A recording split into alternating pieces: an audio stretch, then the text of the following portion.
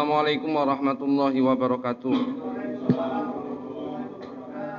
Bismillahirrahmanirrahim. Ila hadratin Nabi Mustafa Muhammadin sallallahu alaihi wasallam ma ila alihi ashabihi wa auladi wa dzurriyyatihi lil baitil kiram thumma ila ikhwanihi minal anbiya wal mursalin syuhada'i was sholihin sahabat sanifil jamil malaikatil muqarrabin sanila rohi sya'adul qadir al-jilani radhiyallahu anhu thumma ila muassisi jam'iyyati nahdlatil ulama bil khusus hadratus syekh Hasyim Asy'ari wa Basbullah Samsuri Khalil Bangkalan Abbas Buntet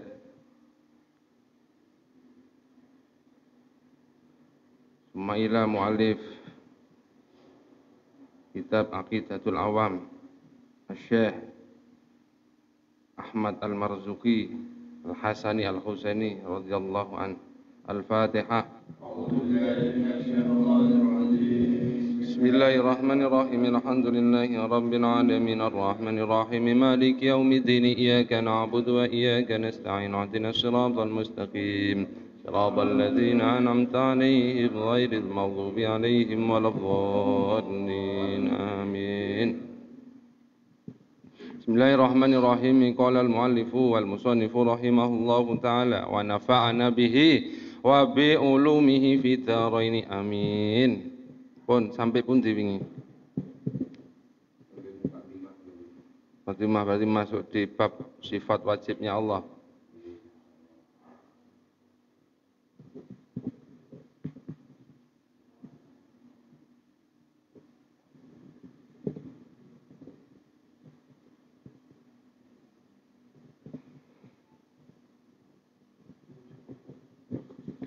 Ini kitabnya siapa?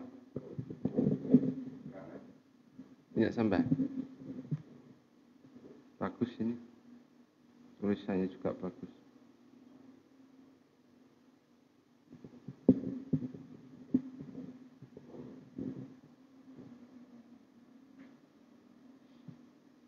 Wa ba'du fa'lam biwujubil ma'rifah mi wajibi lillahi 20 sifah. Fallahu mawjudun qadimun baqi mukhalifun lil khalqi bil itlaqi wa qaimun ghaniyun wa wahidun wa hayy qadir muridun alimun bi kulli syai' sami'un al-basirun wal mutakallimun lahu sifatun sab'atun tantazimu. Ini maksud di bab sifatul 20 sifat. Jadi sifat 20-nya Allah yang wajib kita ketahui. Aslinya sifatnya Allah itu pokoknya yang sifatan kesempurnaan itu semua miliknya Allah. Tapi kita hanya diwajibkan untuk mengetahui 20 saja. Karena ini bentuk dari semuanya. Cuman kita Ahlussunnah wal Jamaah, apalagi sekarang sudah ada An-Nahdliyahnya, itu wajib mengetahui bahwasanya semua kesempurnaan yang baik itu semua sifatnya Allah, itu miliknya Allah. Maka para ulama mengenalkan kita yang pertama kali adalah sifat wujud. Karena tidak akan mungkin suatu ketiadaan menciptakan suatu yang ada. Sudah saya terangkan kemarin. Jadi yang wajib pokok itu adalah wujud. Nah, kalau di dalam ilmu tauhid itu namanya sifat nafsiyah. Sifat apa? Nafsiyah. Hanya satu ini, yaitu wajibul wujud. Ingat-ingat itu pegangi sampai mati. Apa? Nah, itu sifat nafsiyah yang hanya Allah boleh. Kalian ini hanya diwujudkan, bukan wujud karena dirinya sendiri. Kalau Allah wujud dengan sendirinya, siapa yang mewujudkan? Ya Allah sendiri. Sudah, berhenti di situ. Jangan ditanyakan lagi siapa yang mewujudkan.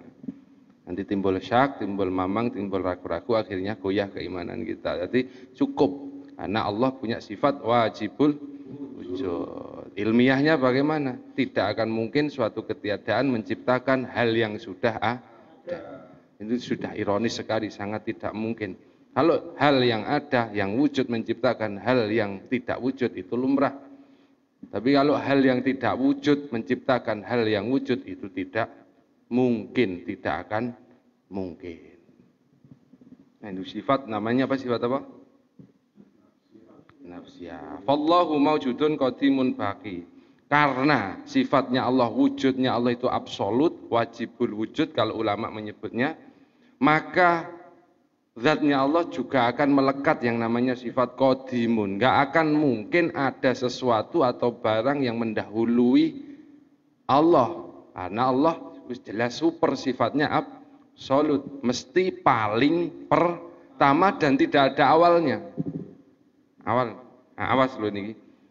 Paling awal tapi tidak ada awalnya. Kalau tidak paham cukup sampai di situ, jangan teruskan. Nanti akan timbul ragu. Karena jelas ya nak, sifatnya superior, absolut. Jadi mutlak, tidak boleh kamu tanyakan. Jadi intinya wujud. Buktinya apa ya? Ini diciptakannya dunia dan seisinya, alam raya ini loh. Kemudian ada yang sifat qadimun bakin, tak maknai riyin. Jadi fallahu mongko utawi Gusti Allah iku maujudun, zat sing maha wajibul wujud.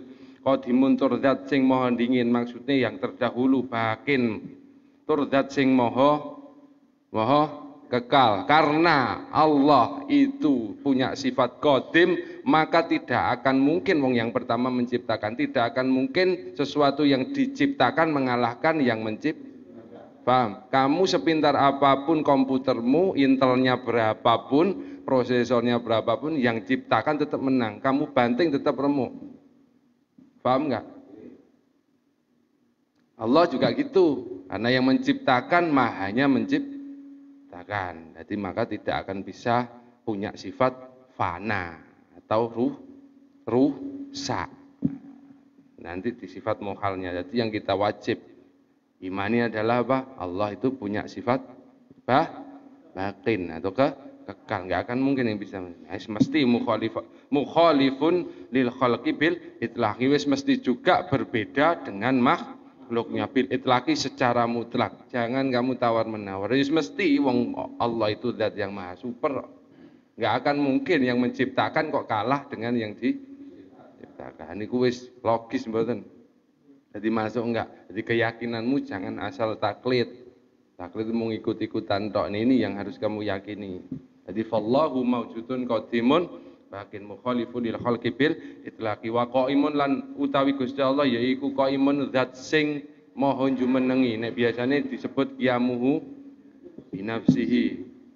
Qiyamuhu binafsihi, zat sing maha jumenengi, artosipun dia berdiri dengan sendirinya, sendirinya. Sudah cukup sampai di situ, jangan dicari-cari. Siapa yang mendirikan? Ya Allah. Contohnya seperti itu.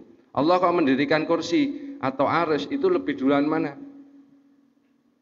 Wong jelas tadi zatnya qadimun, zat yang terdahulu. Berarti kursinya yang lebih dahulu atau Allahnya yang lebih dahulu?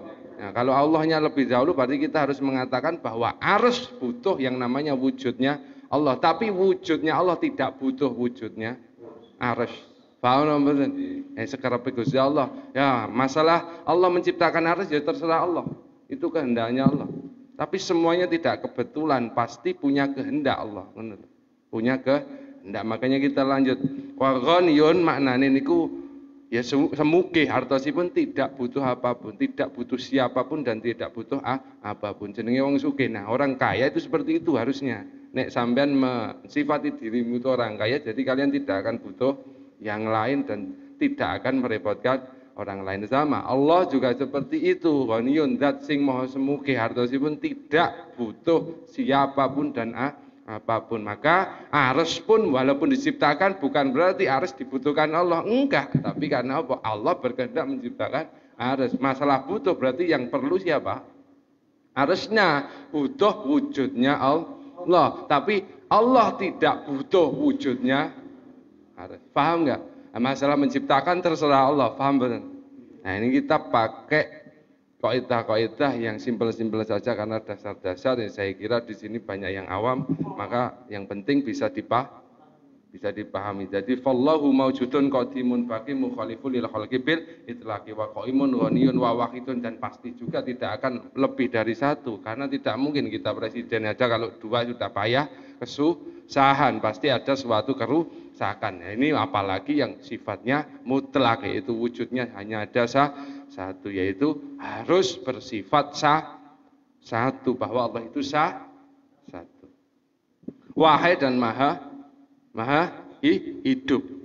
Wa wahidun tur zat sing maha siji, wahid tur zat sing maha Wahayun maknanya aslinya. Cuma ini darurat syair. Makanya kalau makna saya nanti standar nahwu, tapi kalau maknanya ataupun secara nazomannya itu sesuai standar nazom, karena ini nazoman. Tapi ketika memanain mesti tak standar nahwu. Contohnya wa qaimun lan zat sing maha jumenengi, ghaniyun tur zat maha semuge utawa ora butuh sapa-sapa, wa wahidun lan zat sing maha suwiji, wa hayyun lan zat sing maha hidup, qadirun tur zat sing maha kuwasa, zat sing maha kuasa. Karena kuasa Allah itu punya sifatan yaitu berkuasa, terserah Allah pokoknya punya kuasa. Tur muridun zat yang maha berkehendak. Berkehendaknya Allah beda dengan berkehendaknya makhluk. Contohnya seperti ini, Allah menciptakan bumi itu terserah Allah mau diapain. Tur tidak adanya bumi juga terserah Allah gitu loh. Ada makhluk itu bisa membuat tapi tidak tahu, mungkin secara kebetulan. Nah, kalau Allah muridun menciptakan bumi ya karena berkehendak menciptakan bumi, menciptakan langit karena berkehendak menciptakan langit. Berbeda dengan kita, kehendak kita enggak seperti itu. Ketika kita benturkan gelas dengan gelas dia bunyi ting. Ya toh, kamu hanya bisa membenturkannya, tapi seni membuat tingnya itu tadi kamu tidak akan bisa. Maka itu semua bukan kehendakmu, tapi hanya membuat. Paham enggak? Nah, itu muridun itu seperti itu. Kehendaknya Allah, kamu bisa kreasi atau seni bunyi tingnya itu loh. Kamu tidak akan bisa menciptakan hal yang seperti itu kecuali kamu copy terus. Nah, itu bukan mencipta, namanya kopian, atau kamu rekam terus kamu perdengarkan kepada yang lain, itu bukan menciptakan. Tapi kenyataannya seperti itu. Contohnya lagi ketika kamu membenturkan suatu besi bunyinya deng. Dengnya itu apakah kamu menciptakan? Nah, itu seni ciptaannya Allah. Jadi kamu tidak punya kehendak itu. Nah, itu bedanya. Bedanya ciptaan dengan buatannya makhluk. Ciptaannya Allah dengan buatannya makhluk. Faham mboten? Qadirun muridun alimun, ya mesti karena Allah yang berkehendak pasti Allah juga tahu apa yang dibuatnya itu untuk apa dan sebagai apa dan bagaimana nantinya secara proses dan sebagainya, semuanya Allah tahu, baik zahiran wa batinan, semuanya akan tahu. Tur juga bikuli syai'in kelawan saben-saben suwiji artosipun apapun yang diciptakan Allah tahu, Allah tahu apa dan untuk apa dan bagaimana dan nantinya kayak apa prosesnya, itu semuanya kehendaknya Allah dan pasti Allah mengetahuinya. Paham mboten? Samiun wis mesti krungu, albasirun terus juga melihat, wal mutakalimun. Nah, mutakalim niku maknane asline mutakalim itu maknanya sing ndawuh atau berkata, tapi dalam hari ini adalah bimakna hudan. Hudan itu petunjuk apapun. Maka ketika ulama mengatakan kalamullah itu bukan berbentuk huruf ataupun berbentuk lafaz ataupun suara, bukan, tapi suatu petunjuk. Ya itu sudah saya ceritakan. Seperti halnya ketika kalian ditanya, kalian memilih A atau B? Saya B. Apa alasanmu memilih B? Begini. Nah, kamu menerangkan begini itu suatu petunjuk. Ya, masalah Allah memberikan suatu petunjuknya itu berupa kalam, berupa huruf, berupa ijma, berupa apapun bentuknya itu terserah Allah. Maka mutakalim itu bermakna petunjuk. Jadi semua kalamullah sepakat ulama bahwa itu maknanya hudan atau petunjuk. Ini harus kalian ketahui. Lahu iku tetap kedua Gusti Allah sifatun utawi sifat pira-pira sifat sabatun kang pitu ya tantazimu kang den susun utawa den urut apa sab'ah sifat sing pitu itu. Jadi iki namanya mulai dari napa?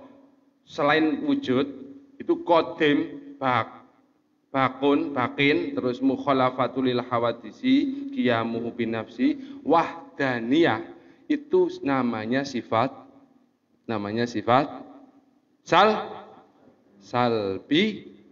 salbiyah. Kemudian nanti ada qaimun, ghaniyun, wahidun, wahai qadirun, muridun, alimun, bikuli syai' itu jumlahnya 7 juga. Nanti tinggal itu namanya sifat ma'ani. Ma'ani nanti ketika tinggal kamu jadikan maknawiyah, nanti tinggal diganti menjadi isim fa'il sudah jadi. Jadi zat Kamu kok punya sifat yang baik, itu harus ada wujudnya dulu. Nah, wujud dari maha baik itu yaitu yang maha baik. Paham nggak maksud saya? Nah, itu yang namanya makna wiyah, pelakunya. Pelakunya, sifatannya yaitu sifat yang sudah saya terangkan tadi. Nah, tinggal diganti isim fa'il. Kamu rubah menjadi isim fa'il. Itu namanya sifat makna wiyah. Kamu hitung lagi, sifat nafsiyah 1, sifat nopo salbiyah 5, berarti sudah dapat 6. Terus kemudian ditambah 7 lagi 14 dong. 14 tambah 6 berapa? 20. Pas ya? Pas bener banget. Apa kecepatan? Enggak kan? Enggak ya. Jadi enggak usah jeru-jeru lah. Enggak usah jeru-jeru. Intinya niku ahli sunnah wal jamaah ngoten niku wau. Jadi 20 sifat ini wajib kamu ketahui. Tapi intinya tetap kamu harus bahwasanya semua yang bersifatan kesempurnaan itu semua kepada Allah. Berarti berapa banyak? Mungkin jutaan, mungkin nggak terbatas sifat kesempurnaan itu semua milik Allah. Tapi kamu hanya diwajibkan, kita semua menurut jumhur ulama akidah kita Ahlus Sunnah wal Jamaah Nadhiyah itu hanya diwajibkan 20 sifat wujud, kita baqo, mukhalafatul lil hawadisi, qiyamu bin nafsi, wahdaniyah, qudrah, iradah, ilmu, haya, sama, basar, kalam.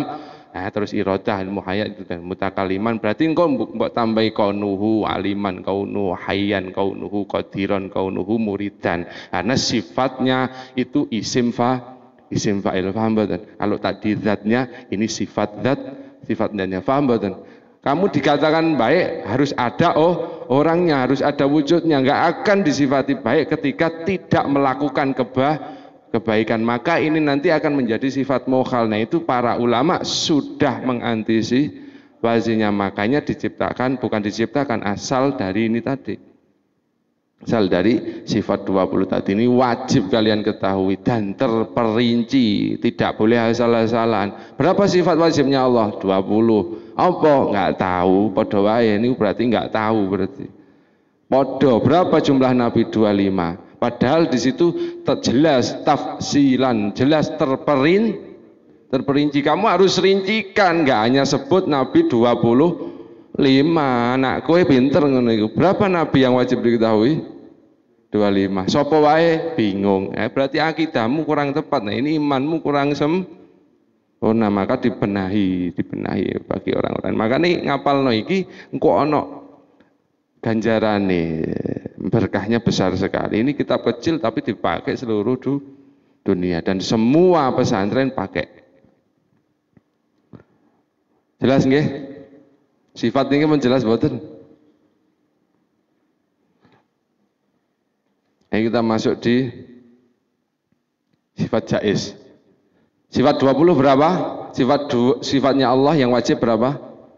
20 sudah tak bagi-bagi. Nanti kalau bisa kita lihat di linknya ini, nanti diulang di rumah kalau memang belum paham. Jadi semoga bisa dipahami. Yang kita masuk sekarang ya wajah izun bi fadlihi wa adlihi tarkul likulli mumkinin kafi'lihi. Wajah izun bi fadlihi wa adlihi tarkul likulli mumkinin kafi'lihi. Wajah izun lan iku wenang bi fadlihi kelawan keutamaan atau fadli Gusti Allah, kelawan atas nama keutamaannya Allah, wa adlihi lan adili Gusti Allah, tarkun utawi tinggal likulli mumkinin maring saben-saben perkara sing statusnya mungkin atau tidak mungkin kafilihi kaya dene nglakonine mungkin. Artosipun ngeten, wajah izun niku dados khobar muqaddam, tarkun menjadi mubtada muakhar. Dados adapun Allah meninggalkan segala sesuatu atau sesuatu yang mungkin terjadi atau tidak mungkin terjadi, itu boleh saja dilakukan oleh Allah. Karena atas dasar apa? Atas dasar anugerah dan keutamaan serta adilnya Allah. Saya terangkan ini agak detail sedikit, dalam artian wajah izin boleh, wenang dalam artian tidak terhalangi atau berhak. Paham betul? Wenang itu maknanya apa? Tidak terhalangi atau berhak, boleh saja, dan kalian tidak boleh menentang ini. Atas dasar apa? Atas dasar fadlnya Allah dan adilnya Allah. Fadl itu anugerah Allah, atau adil itu adalah sesuatu yang memang miliknya sendiri, terserah wong itu miliknya miliknya sendiri. Contohnya seperti ini. Allah menciptakan bumi, itu boleh enggak? Nah, itu makanya ketika adanya bumi itu juga tidak berpengaruh kepada Allah. Ketika sudah wujud menjadi bumi ataupun langit atau apapun yang diciptakan oleh Allah terus jadi wujud dan kita bisa lihatnya, itu pun juga tidak bisa menafikan ketiadaannya. Paham enggak? Tidak bisa menafikan ketiadaan bumi yang diciptakan. Jadi bumi enggak diciptakan juga boleh, bumi enggak diciptakan juga boleh. Paham betul? Karena apa? Wujudnya bumi tidak wajib. Paham betul? Yang wajib wujud itu apa?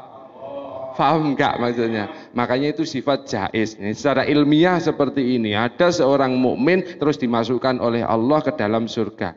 Boleh apa enggak? Boleh ya? Boleh. Maka ketika itu ada suatu cerita juga bahwasanya ada seorang dari mulai bayi sampai besar meninggal itu tidak pernah melakukan maksiat atau dosa sama sekali tidak melakukan dosa. Kemudian bertemu Allah dan dimasukkan ke dalam surga. Dimasukkan surga terus ditanya, kenapa kamu masuk surga? Ini bukan berarti Allah nggak tahu loh, ini hanya sebagai tarbiyah kepada kita untuk menambah ilmiah kita. Jadi semua kalau kamu memang butuh logika, ini tak logikakan. Allah bertanya kepada orang itu tersebut, kenapa kamu kok masuk surga? Kulo nggak pernah maksiat, saya nggak pernah buat dosa. Kata janji sampean, ketika orang itu taat kepadamu dan perintahmu aku lakukan serta aku menjauhi laranganmu, kau masukkan surga. Saya sudah lakukan itu mulai dari bayi sampai saya meninggal. Ya sudah kalau begitu.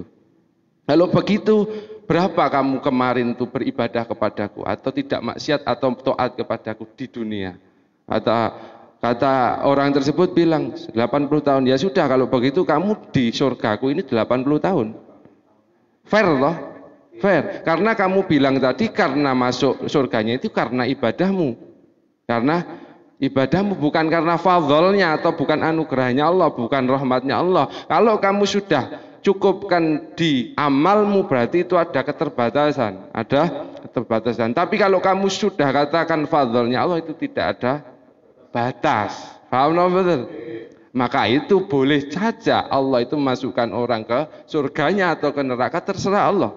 Nah, ini yang kamu bilang biasa istilahkan, masuk surga itu tergantung pada amalnya. Harusnya kita balik dong, ketika karena amalnya nggak boleh, itu hanya sebatas istilah. Kenyataannya Rasulullah juga pernah mengatakan, kamu masuk surga jangan mengandalkan amalmu. Nah, kenyataannya seperti itu. Karena apa? Amal itu notabene terbatas. Nek 80 tahun ya kamu hanya mendapatkan balasan 80 tahun dan setelah itu mau kemana kamu? Loh, kata Allah, katanya kalau taat itu terus dimasukkan surga selamanya. Iya, saya masukkan selamanya kalau kamu memang mengharapkan fadlku atau anugerahku atau rahmatku. Sedangkan rahmatku itu nggak ada batasnya. Kenapa kamu andalkan amalmu? Ya sudah, kalau amalmu yang kamu andalkan, ya sudah kamu balas. Tetap aku tepati janjiku, kamu tak masukkan surga, tapi hanya sekedar amal. Ini namanya jaiz. Jaiz, boleh saja, terserah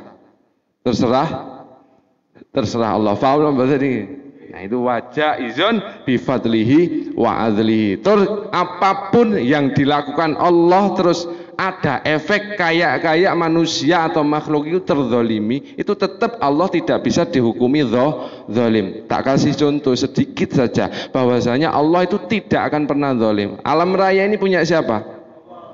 Punya siapa? Punya Allah. Jadi berhak, tadi sudah saya buat kisi-kisi bahwa yang namanya zalim itu adalah dia memakai yang bukan. Lah ini kan alam raya ciptaannya siapa?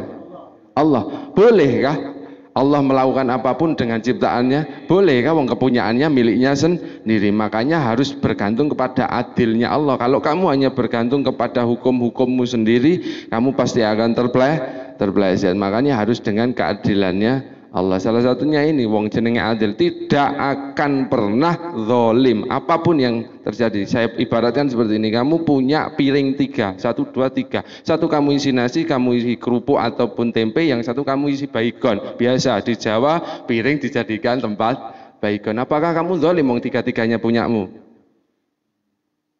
Zalim enggak? Terserah kamu, wong punyamu. Mau kamu isi pasir, mau isi batu, terserah kamu, wong piringmu. Tapi ini ada lagi kebalikannya, kamu pakai piringnya orang tanpa izin, berarti enggak usah. Walaupun kamu tempatin nasi, memang tempatnya untuk nasi. Apa masih tetap betul seperti ini? Tidak betul. Nah, itulah keadilannya Allah seperti itu. Terserah Allah, wong itu punyanya Allah. Apapun yang dilakukan kepada makhluknya itu balik lagi kepada Allah. Ini ibaratkan seperti itu, wong tidak akan mungkin dihukumi zalim wong kamu sendiri, apalagi ya Allah kok kula niki diparingi pesek. Lha kuwi nyono yang seperti itu aja sudah zalim, maka yang banyak zalimnya bukan banyak, malah yang zalim itu adalah manusia. Banyak sambatnya, ya Allah kenapa engkau berikan aku kulit yang hitam? Lho senine Allah ya, seninya Allah. Berarti apa wong kamu yang buat aku? Terserah aku, Dok. Berarti sing zalim sapa? Manusia lah, yang ciptakan Allah kok boleh? Enggak boleh, kenapa? Boleh saja. Iku juga iki pasti masuk panas ngene. Makanya wajah izun bifadlihi wa adlihi, dan Allah boleh meninggalkan juga boleh melakukan sesuatu, terserah Allah. Wajah izun fi haqi, wajah izun bifadlihi wa adlihi, tarkul likulli mumkinin kafi'li. Tadi sifat wajibnya ada 20, sifat jaiznya ada 1, terserah Allah. Nah itu atas dasar fadl dan adilnya Allah. Tarkul likulli mumkinin kafi'lihi, mau dilakukan atau tidak dilakukan terserah Allah. Yang penting kamu yakin bahwa Allah itu wujud wajibul wujud. Sudah saya terangkan seperti itu, moga-moga sampai paham. Ini penting. Mungkin baru seperti ini. Kayak tak ibaratkan seperti itu. Yang paling sial kan piring ketiga. Harusnya dapat, mungkin dapat apa sayur kah apa, malah dikei baikon. Tapi tetap kamu piring ini nggak bisa melawan saya. Saya yang punya kok. Benar nggak? Mau tak taruh apapun terserah. Maka ini tidak bisa dihukumi zalim. Sama Allah pun juga begitu. Kamu yang nyipta siapa? Alam raya yang nyipta siapa? Kalau kamu diseni terus dikei ireng terus pesek, nerima apa ora? Ya makanya itulah sifat jaiznya Allah. Akhirnya malah diblesek nulisan randirung tambah repot. Maka kita wajib ini percaya, punya akidah, keyakinan bahwasanya Allah punya sifat jaiz atau wenang berhak tanpa terhalangi, yaitu boleh melakukan apapun. Karena apa? Memang punya kanugerah dan rahmat dan anugerahnya Allah tidak terbatas. Intinya itu loh. Makanya tak ceritain itu tadi.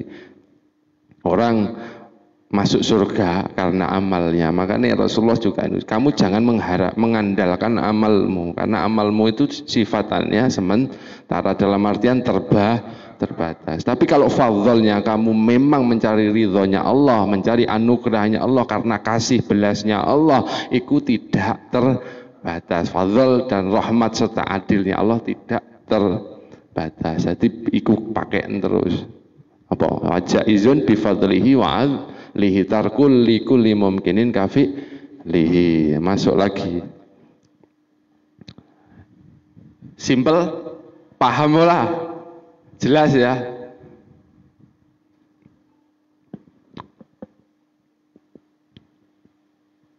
Masuk di al-fasol sani, dalam artian di sini adalah apa? Sampai apa? Bare terus arsal anbiya dawi fatona ya. Ya, setelah kalian diberitahukan oleh Syekh Marzuki di nazamnya, yaitu setelah mengetahui sifat wajibnya Allah yang berjumlah 20, kemudian diberitahu juga tentang sifat jaiznya Allah, wenangnya Allah, berhaknya Allah, yaitu ada 1, terserah mau berbuat apa, ya toh.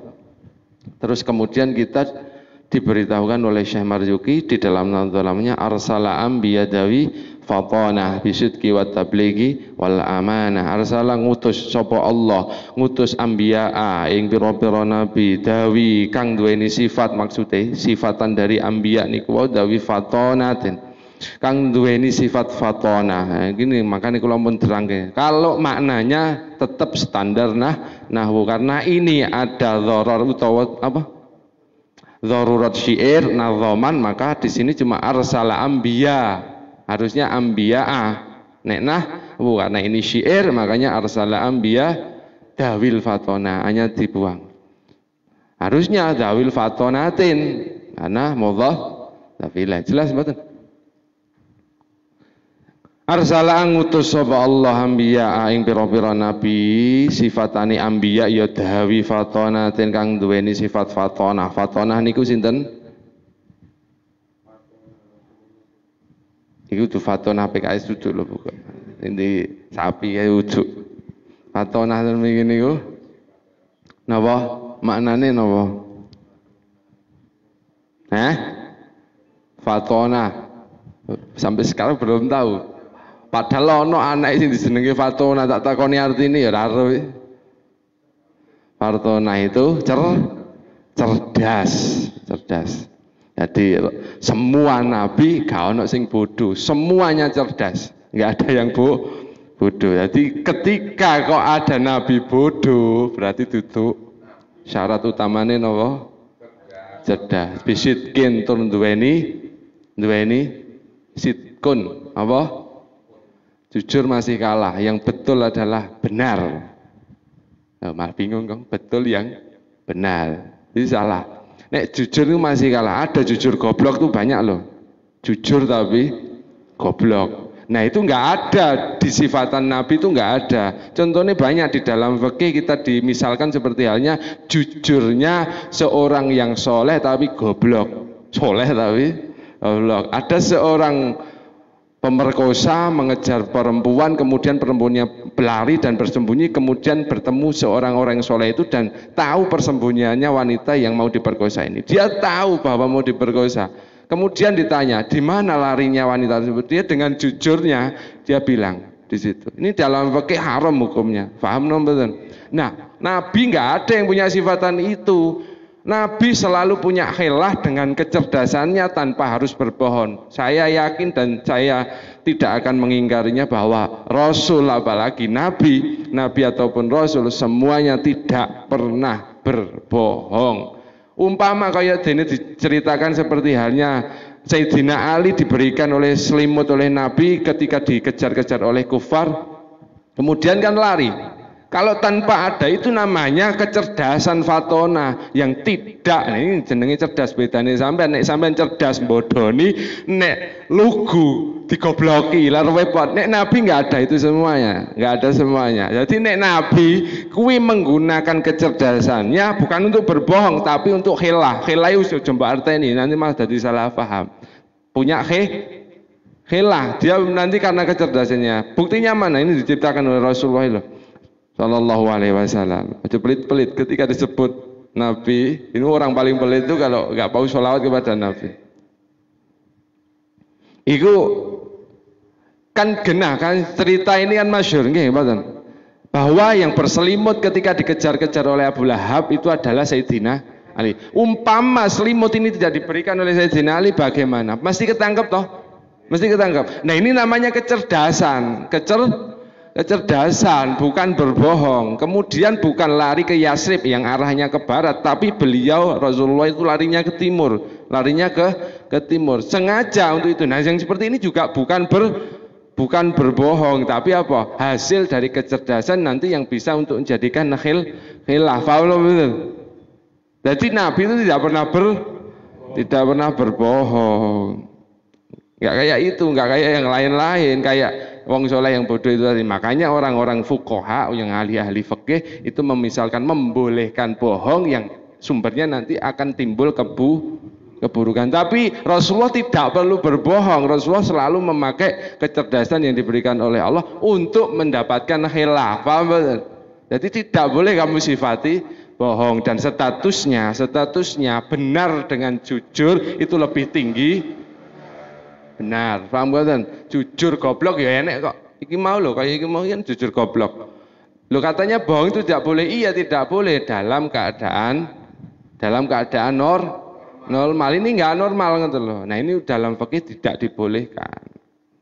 Itu beda nih. Kalau para ulama para fuqaha membolehkan untuk berbohong yang seperti ini dengan syarat-syarat tertentu. Tapi kalau Nabi mutlak tidak boleh.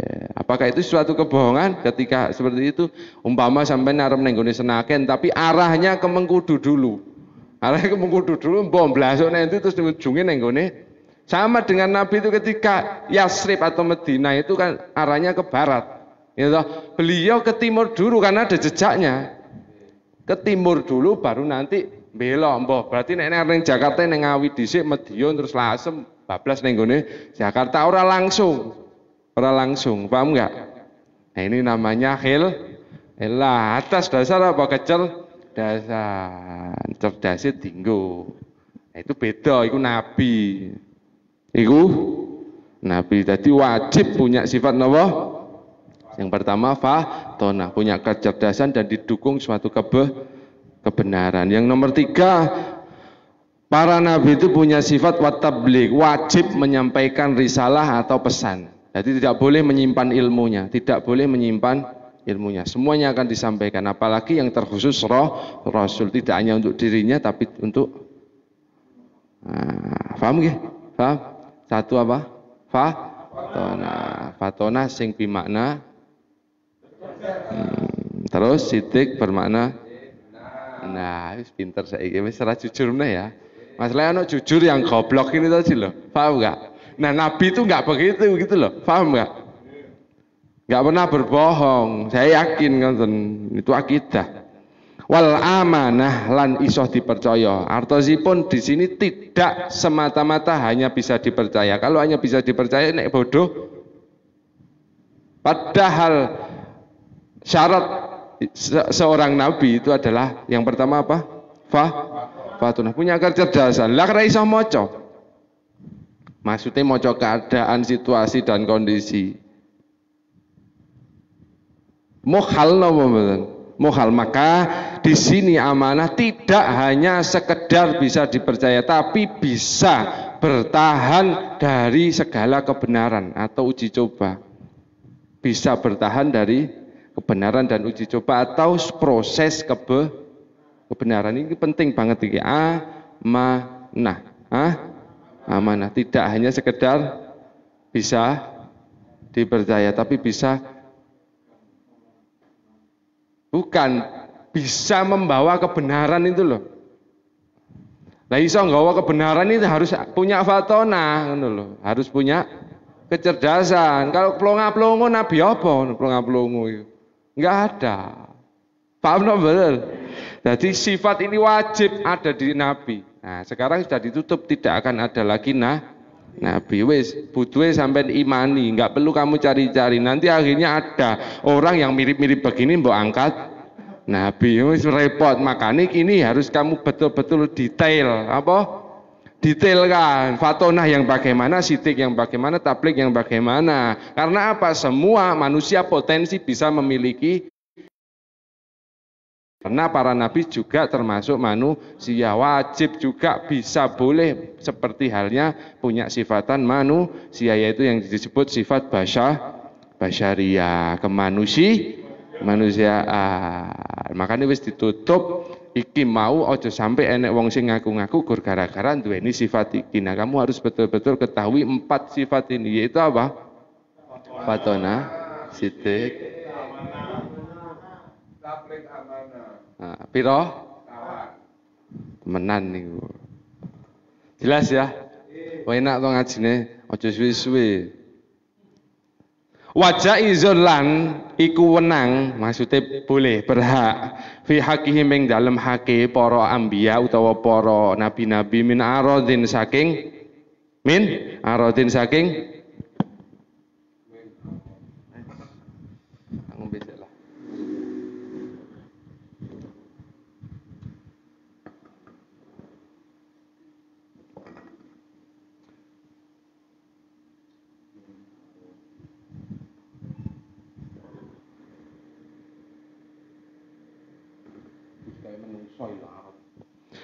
Wa jaizun lan iku wenang fi hakiming dalam hakim para anbiya utawa para rasul utawa para nabi min aradin utawi saking sifat basyariah utawa sifat kemanusiaan.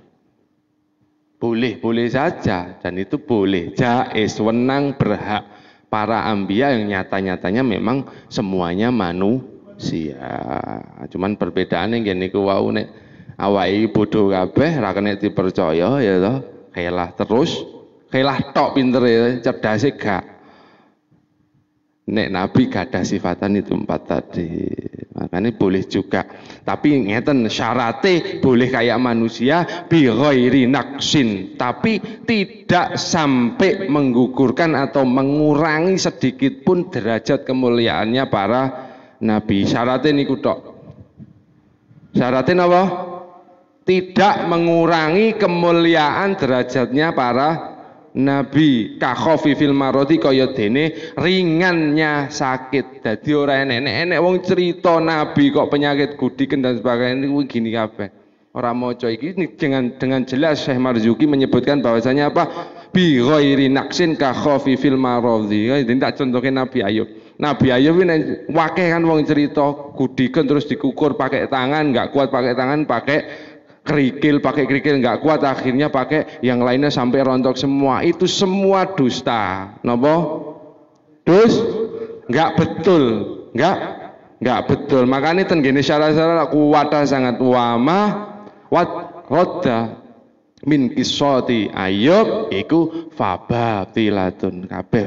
Batil kabeh. Ora tepak. Karena napa? Ini semua cerita-cerita dari Israiliyat. Cerita-cerita yang dimana ditimbulkan agar para umatnya melecehkan nabinya. Mana ada nabi kok gudiken ini, mana ada. Ini terlalu mengada-ada ngono lho. Dadi nek wong cerita ngono wis dianggap wonge berkisah ngono gak apa-apa rungokno. Tapi kamu tidak boleh meyakini itu. Ahlus Sunnah wal Jamaah tidak boleh. Wong genah bi ghairi naqsin ka khafifil maradi. Malah enek sing nemen maneh Nabi Ayub ya, ketika mau beribadah itu kan sampai mambu jari ini ceritanya wong-wong ini mambu diasingkan ke hutan. Bener apa betul?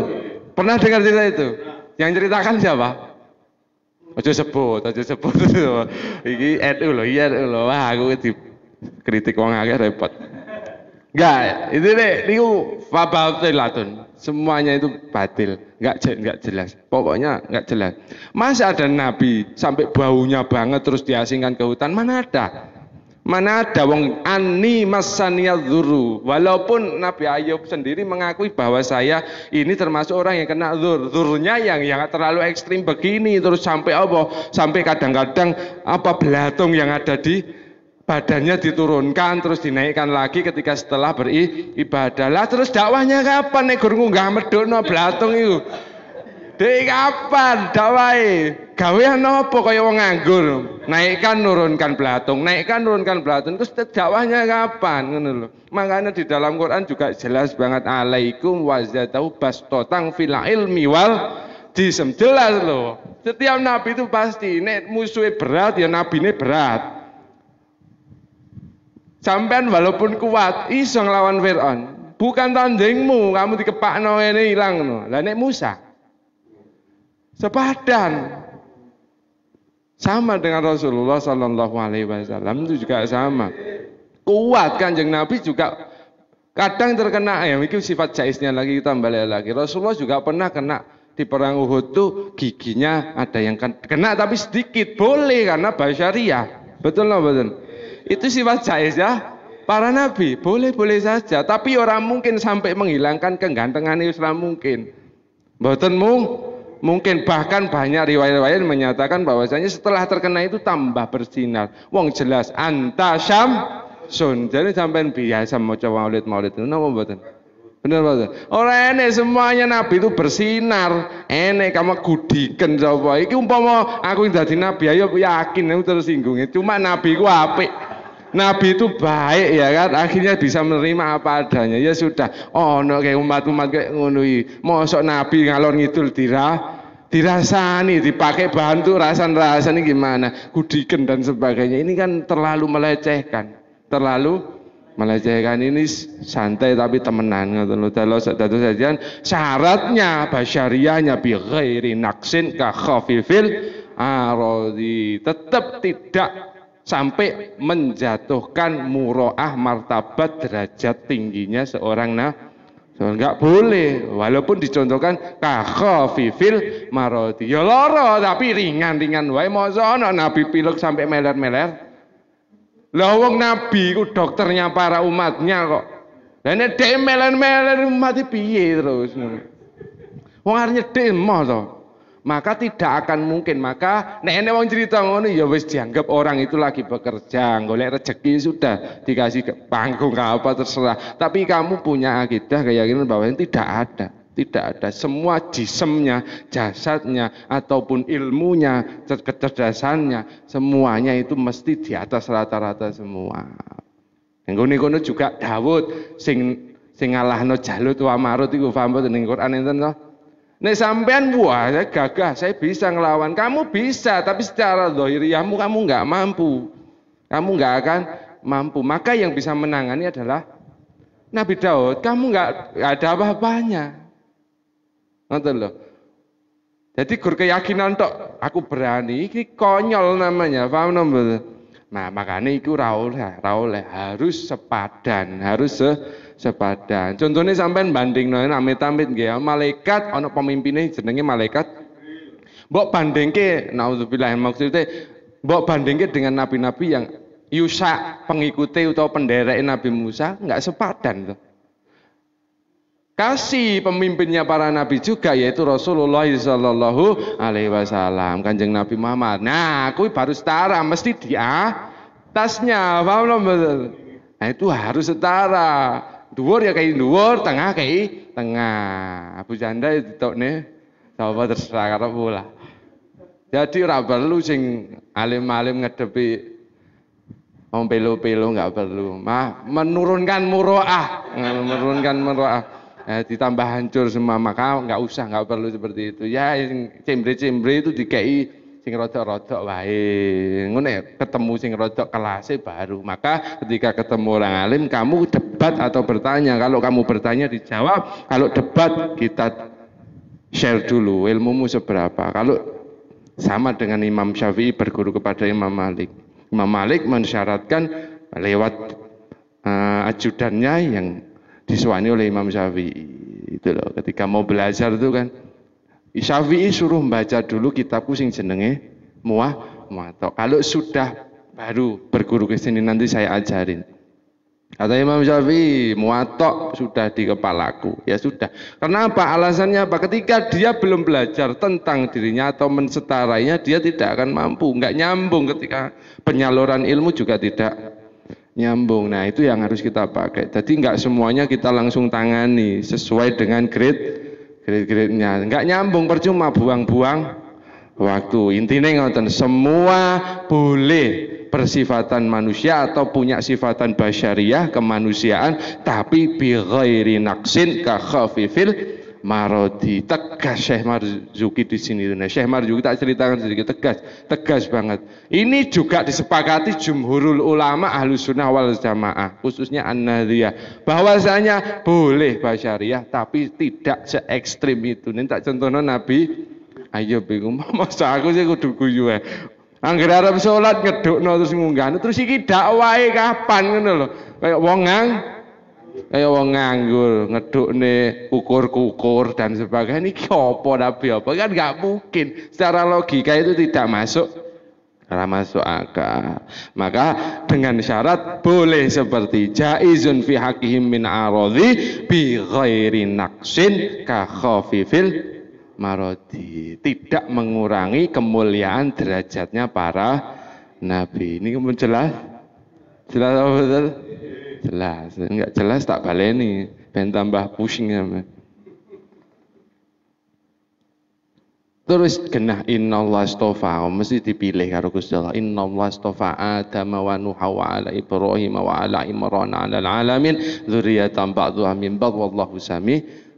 Ini jelas semua nabi-nabi itu mesti dipilih oleh Allah. Nah, ini makanya terus ada kaitannya dengan apa? Fatona, sidik, tablik, amanah, harus bisa membawa kebenaran itu. Paham mboten? Atau punya, karena semua punya tantangan, ngoten lho.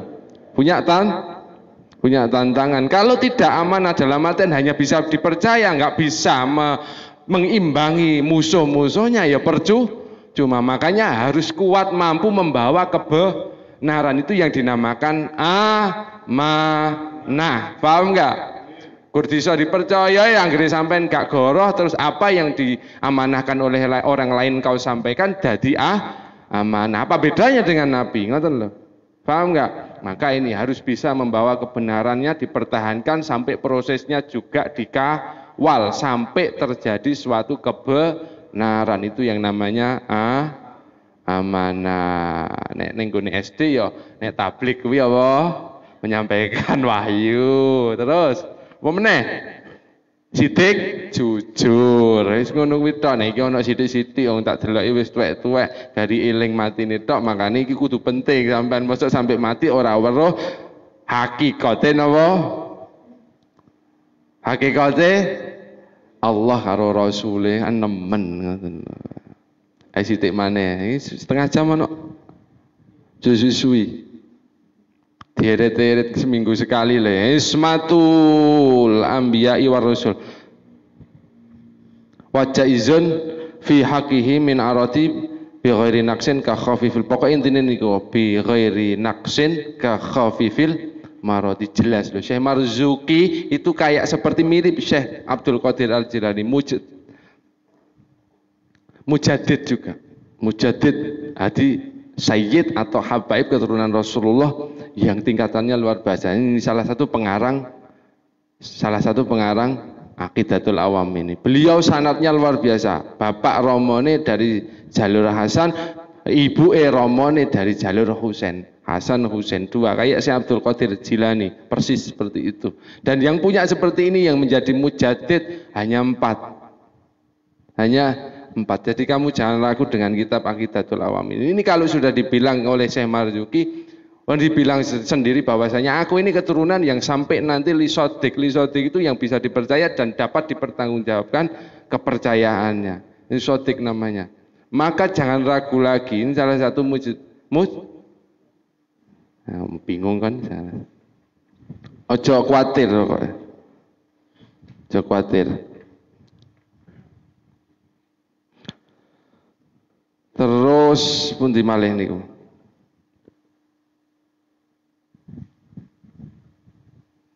Orang mangan dan sebagainya itu sudah biasa dibahas oleh orang. Wajah izun seperti warnanya atau bolehnya para nabi makan minum itu kan sudah sering kalian dengar toh.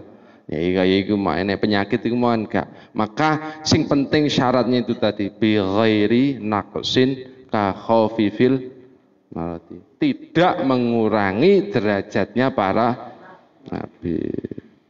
Mosok loro-loron, watuen dan sebagainya kan nggak mungkin. Ya tetap sakit tapi tidak ekstrim ngono lho. Tetap loro, umpama watuk ya sepisan wis bar kuwi ya waras. Ya, nabi. Harusnya ismatuhum kok tak goleki ra temu-temu toh. Kau niki. Ismatuhum utawi kajogone para ambiya utawa para nabi niki ya iku kasairil malaikati kaya dene para malaikat. Ya iku wajibatun dadi wajib wa fadzalu lan ngungkuli para nabi niku wau al malaikata ing malaikat. Jadi terjaganya para nabi ini sudah dijamin oleh Allah seperti halnya terjaganya para malaikat. Bahkan wa fadzalu lebih diunggulkan para nabi dibandingkan para malaikat. Nah, ini yang saya terangkan tadi. Kalau kamu pegang kepalanya malaikat, kamu juga harus pegang kepalanya kapak-kapaknya tetap yang terbaik Rasulullah sallallahu alaihi wasallam kapak-kapakno. Sebaliknya juga sampean banding nih Nabi karo Ridwan, wong nyata-nyata urung enek sing dilebok lho paham sing dijaga sapa ngono lho. Makanya sing sepadan. Kalau yang tingkat level ngapunten nih, yang levelnya bawah ya kamu dapatkan yang di bawah, yang tengah di tengah, yang atas Tetap nek mbok depke Rasul kita atau Nabi kita Muhammad Sallallahu Alaihi Wasallam tetap yang terbaik. Afdhalul malaikah, bahkan mengungguli para nabi itu, mengungguli malaikat. Paham napa? Nek sampean orang arang ngono lho aja. Iki nabi, aku cerita nabi. Nah, wajibmu itu cuma ngimani, ora perlu mbok sangkal. Enggak perlu disangkal. Ini sematuhum kasairil malaikah wajibatun wa fadhlul malaikah. Sampai di sini paham enggak? Sifat wajibnya para nabi itu ada 4. Yang kedua, sifat jaiznya para nabi itu ada 1. Boleh seperti manusia, tapi ketika seperti manusia tidak sampai bi ghairi naqsin ka khafifil maradhi. Boleh seperti manusia, sifatnya manusia dan sebagainya, tapi tidak sampai mengurangi kemuliaan derajatnya para nabi. Itu yang harus kamu pegangi betul-betul. Nah itu kalau seperti itu jenenge cerita Israel lihat cerita bohong-bohongan agar apa, para umatnya itu melecehkan nabi-nabinya. Paham enggak? Dan banyak sekali, masih banyak sekali nabi-nabi yang lain dibuat cerita ngawur-ngawur ngono kuwi. Ini umpamane sing ngono kuwi ya barno, enggak usah kamu kritik, enggak usah apa, kamu malah kan terjerat hukum, repot dia. Pelecehan nama baik, wong dia yang nyelecehkan nabi kok malah kita. Jadi intinya pripun? Ya gak apa-apa kaya menungso, tapi bi ghairi naqsin ka khafifin maru. Ini disepakati loh para ulama, sifatan jaiznya ini tadi. Jadi boleh seperti manusia, tapi jangan sampai mengurangi derajatnya para nabi. Muroahnya tetap dijaga. Mosok enek nabi njaluk-njaluk. Masih oke, walaupun kan duwe tetap di mata orang tetap oke. Lan sampean bantuwe temenan, tapi njaluke temenan. Wah, iku repot. Wal mustakhilu fi haqqillahi ta'ala wa rasulihi alaihi wassalatu wassalam. Wal mustakhilu dzukuli wajibin fahfat li khamsina bi hukmin. Wajibin yang terakhir kita sampaikan bahwasanya wal mustakhilu tawi sifat mukhali para nabi yaiku dzukuli wajibin wali saben-saben sifat wajibe para rasul. Jadi yang dinamakan sifat mukhalnya para rasul dan anbiya itu adalah kebalikan dari sifat wajibnya, yaitu apa? Nek fatona berarti bodoh, jahlun, ya, tidak akan mungkin. Jadi itu sifat yang tidak akan mungkin dimiliki para nabi. Yang kedua, sidik, tukang tipu, umpama nggak mungkin mohal dimiliki para nabi. Dan juga tidak akan mungkin apa? Tablik, selalu menyimpan ilmunya, selalu menyimpan pesan, selalu menyimpan risalah. Itu namanya kalau dipercaya baru khona. Nah, itu benar tuh. Kalau dipercaya baru khona kebalikannya. Tapi kalau menyampaikan risalah berarti khidman, menyimpan rahasia. Itu benar, menyimpan risalah maksudnya. Menyimpan rahasia memang jenenge rahasia harus simpan. Ini salah sampean penggunaan katamu, kalimatmu enggak jelas. Jadi menyimpan rahasia wis samesti jenenge rahasia. Lah nek mbok umbar ya iya berarti bukan. Jenenge apa, Dek? Sing gak atik bukan. Kok bingung. Aku dhewe bingung kok. Ya wis ikulah intinya itu. Jadi tidak akan mungkin para nabi itu berbohong, tidak akan mungkin para nabi itu bodoh, tidak akan mungkin para nabi itu menyimpan semua amanah, tidak akan mungkin para nabi itu khianat. Paham nomboten? Jadi bisa terus bertahan dengan kemampuan kecerdasannya. Paham nomboten? Nah, makanya wal mustakhilu didukul liwajibin fahfat mongko nyimpen no sapa sira utawa ngapal no sapa sira temenan li khamsina kelawan seket bi hukmin kelawan hukum wajibin sing diwajib diberikan temenan niki. Makanya di situ li khamsina seket bihukmin kelawan hukum wajibin diwajibke temenan. Jadi kamu harus hafalkan 50 sifat, kita hitung dari awal. Sifat 20 yang wajib dimiliki oleh Allah berjumlah, berarti kebalikannya juga berarti sudah 40 sifat jaiznya Allah berapa? 1. 41. Kemudian disambung dengan sifat wajibnya Rasul berjumlah 4. Sifat muhalnya berjumlah 41 ditambah 8 menjadi 49. Kemudian sifat jaiz yang boleh dan berhak dimiliki oleh para nabi yaitu 1. Berarti jumlahnya 50. Nah ini 50 ini kamu hafalkan. Fahfad li khamsina bi hukmin wajibin. Enak ngene lho, itu sudah ditata. Nek kamu nggak bisa hafal kamu ya apa wujud kita baqa mukhalafatu lil hawadisi qiyamuhu bi nafsi wahdaniyah kudra irada ilmu haya sama basar kalam. Sudah sampai situ. Habis itu ada sifat 7 yang maknawiyah atau isim fa'ilnya dari ma'ani. Mulai dari hayan samaan. Berarti kok mbok tambahi konuhu sampai 7. Paham betul? Nah, paham ya?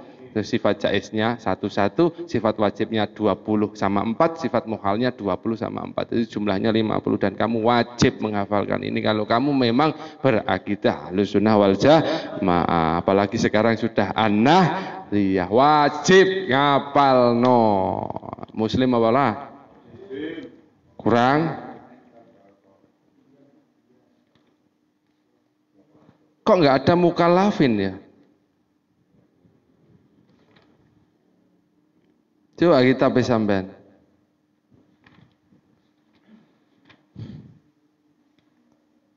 Coba diurut.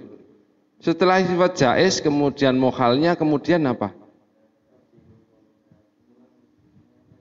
Oh, nabi-nabi sudah ya? Sudah nabi-nabi. Jadi intinya 50 sifat ini kamu wajib hafalkan. Minimal kamu hafalkan ya. Ya, keterangannya nanti bisa dilihat nanti di channel apa ini?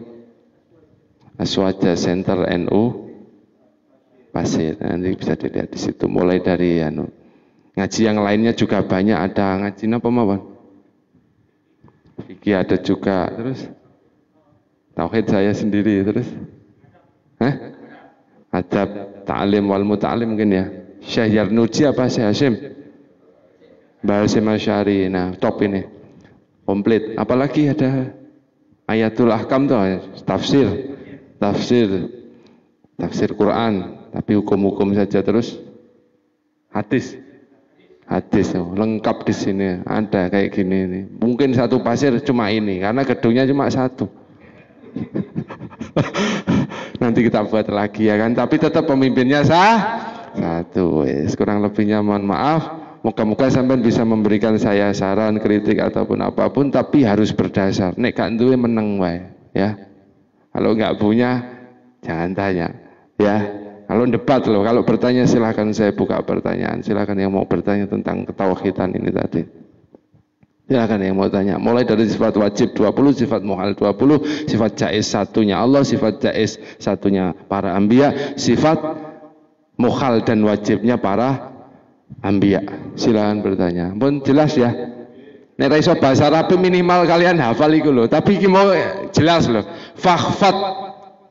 Nah ning kono kan wa tafsilan itu terperinci lho. Terperinci niku ya ora mau ngerungokne sifat wajibnya berapa? 20. Disuruh ngerinci enggak bisa. Itu berarti enggak hafal temenan. Nah ini terkena yang namanya. Itu berarti enggak ngapal. Di situ ada itu wa tafsilan apa Mas?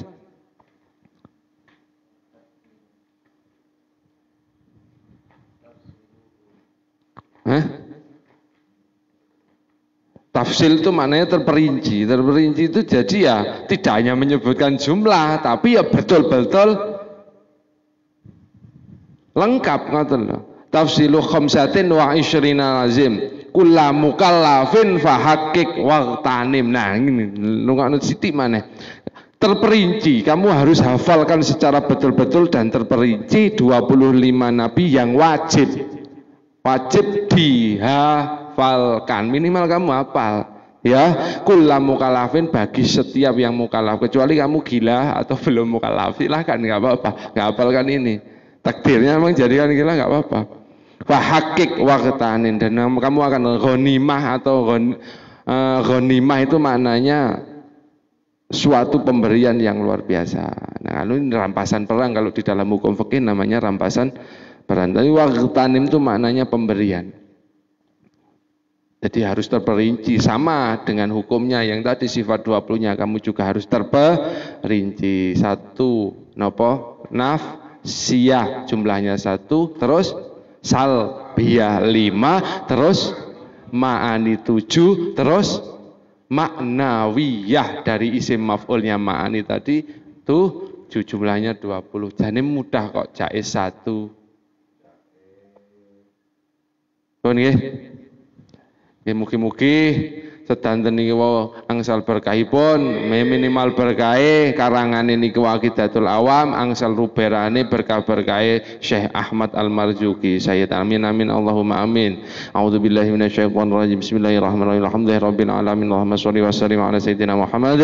Allahumma ya muhawwilal hali hawil ahadana ala sanil hal. Rabbana zidna ilman nafi'an mubarakan fid dini wad dunya wal akhirah ila yaumil qiyamah bihaqqi wa bijahi nuri Muhammad sallallahu alaihi wasallam. Sallallahu ala sayyidina Muhammad walhamdulillahi rabbil alamin. Siril Fatihah.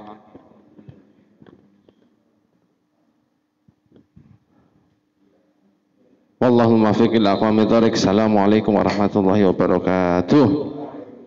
مولاي صل وسلم دائما أبدا على حبيبك خير الخلق كلهم هو الحبيب الذي ترجى شفاعته لكل هول من الأحوال مقتحم يا ربي بالمصطفى بلغ مقاصدنا واغفر لنا ما مضى يا واسع الكرم. اللهم صل على سيدنا محمد